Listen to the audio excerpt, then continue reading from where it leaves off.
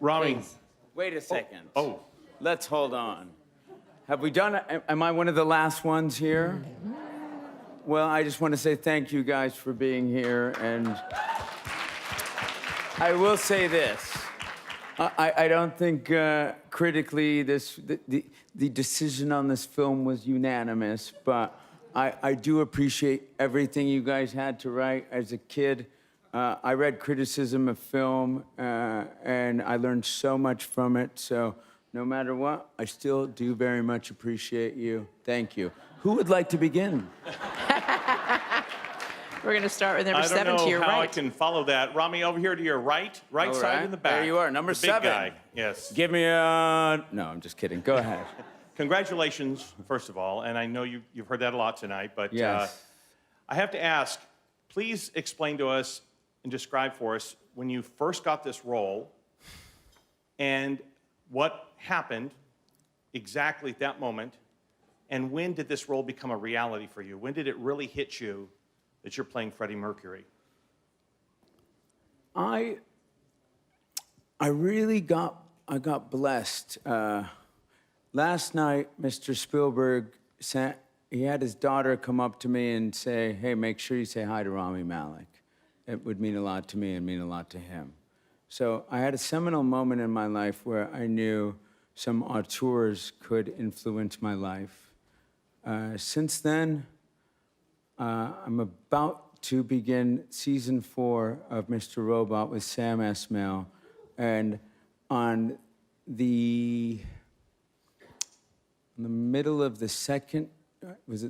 third season, while we were working on that, I got a call from Graham King and Dennis O'Sullivan to meet them in Los Angeles. And they were fans of Mr. Robot. And they thought, I don't know how they thought a young man who felt so alienated, profoundly alienated, with such social anxiety could ever play Freddie Mercury. But the one thing that was beautiful about it was I started to discover that in this audacious, present, communicative, powerful human being, there was a sense of loneliness and a sense of anxiety, and I could relate the two together. So I thank them for discovering that in me, but I do have to thank so many great auteurs who have brought me to the point where I felt confident in my work. And Spike Lee's one of them. Alfonso Cuarón is one of them. Paul Thomas Anderson is one of them.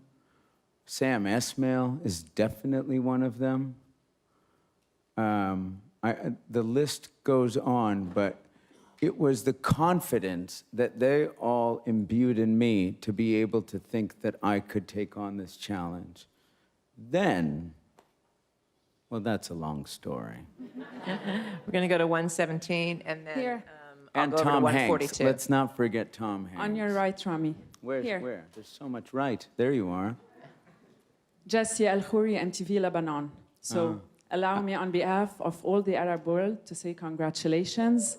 We're so happy that you won with the participation of 3 nominees this year from the Arab world. Yes, You have the trophy. yes, I read that you grew up loving Kulthum and Omar al-Sharif. yes. And there's plenty of Arab young talents growing up now loving Rami Malek. If it's not too much to ask, can we get your answer? What would you say to these guys or ladies in Arabic, if possible? Well, I will begin by saying أهلا وسهلا. شكراً. فرصة سعيدة جداً. ومنور. Thank you so much. منور بكم كلكم. Thank you. I would say that, you know, as a young man, my sister's born in Egypt. I think when I grew up as a kid, part of me felt like I need to shed some of that. I didn't feel like I fit in. I definitely felt like the outsider. And as I got older, I realized just how beautiful my heritage and my tradition is, and the wealth of culture and magic and music and film and just pure art that comes out of the Middle East. And now I am so privileged to represent it, and to anyone from there, and for that matter, the entire world. We all got a shot at this. We really do. We're going to go to 80 down front, and then we'll go to 194. Hey, Rami, over 80. here. To your it's left. Sylvia. Where are you, Sylvia? I'm there you are, here. my love. Hi. You gave a beautiful speech, which it seems like it talks a lot about what happened tonight. There is a lot of inclusion, it seems, a lot of films that have been talking about that aspect. And I wonder how much, in that respect, this Oscar of yours now fits into that and reflects that. It's a political question, and I appreciate it, but No, I mean, I'm talking no. about, all the inclusion of I the will films. say, yeah, I will say, look, I mean, I grew up in a world where I never thought I was going to play the lead on Mr. Robot, because I never saw anyone in a lead role that looked like me. I never thought that I could possibly play Freddie Mercury until I realized his name was Farouk Bulsara.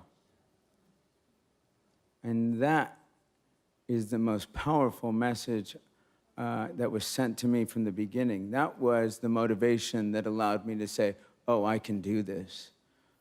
And that man steps on stage, and he moves people in a way that no one else does. And he has the ability to look everyone in the eye and see them for who they are. And that's because he was struggling to identify himself. And all of that passion and virtue and everything burning inside of him allowed him to look to everybody else and say, hey, I see you. Not right here in the front, I see you there in the back. I see all of you. I will play to all of you, and together we will transcend. Because it's not about being from one place or looking like one thing, one race, any of that. We are all human beings, and forgive me for this, but collectively, we are all the champions. I know this is going to upset the room, but I've been told I have to wrap this, so 194 is going to be the last question. Over here. Oh. Hi. Rami. Hi. Yes. My name is Harold. I'm from Norway. Hi. I just was wondering, after you finished shooting the film, how did you feel about your own performance? Did you know that it was special and it might end up in an Academy Award? I never, I gotta say, being on that stage, I think I may have, I don't know how I looked on that stage, but I never thought this would happen in my life. The one thing I can say about this is, as an actor, and there are so many of us who only dream of one thing, and perhaps it's not this, it's just getting a job. So the fact that I have this in my hand right now is beyond, excuse me, any expectation that myself or perhaps my family could have ever had. And I'll just say that. I mean, it's been a tough battle. I think you all know about it. And the fact that I'm here celebrating with you is proof that a lot of things can be overcome, and that anything is possible. And tonight, I'm celebrating with all of you and anyone who has a dream. It can happen. Thank you. Congratulations.